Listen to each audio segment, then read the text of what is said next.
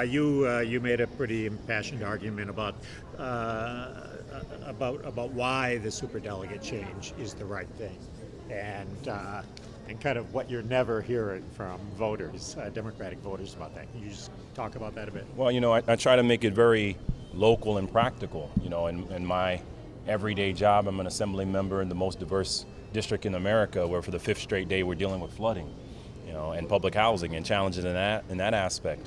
And what they are not coming to us about right now is what's happening with our superdelegate process. Now, I'm not diminishing the feeling and sentiments at all. I understand the importance of it all, but what we have to do is stay focused. Voters want us to be listening to them.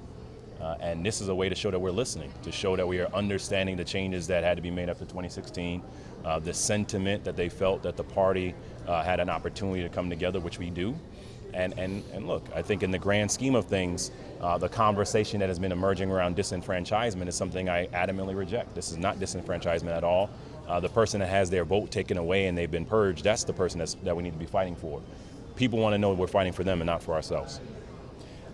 Go ahead. Some of the African American members of the Rules and Bylaws Committee brought it up when this proposal was being discussed, that they would have felt hurt and sad, aside from voter disenfranchisement, in 2008 if they couldn't vote on the first ballot to vote for Barack Obama to be the party's nominee. And, to not take part in that for people who work and dedicate their lives to the party would have been really upsetting. What do you say to them, and for other people who feel that way for candidates going forward? Well, first, it's just factually inaccurate for someone to convey that they definitely wouldn't vote. Let's be clear on what the actual proposal is.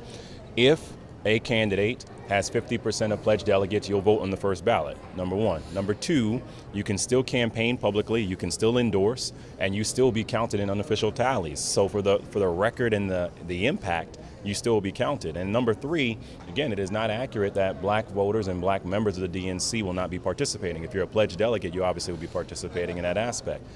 It is important for us to recognize that, yes, people may have some discomfort, but that's the point of leadership. We have to make some concrete decisions what's happening right now. And if for us to look at what happened in 2016 and keep doing things the same way would be irresponsible of us. Look, I directed African American outreach at the White House for President Obama. I know very fully and clearly the importance of what happens when you have to represent the black community. And us coming up together with this proposal is saying, let's move forward so that the most important thing we can do for the black community is electing Democrats that are going to help them rather than Republicans who are not.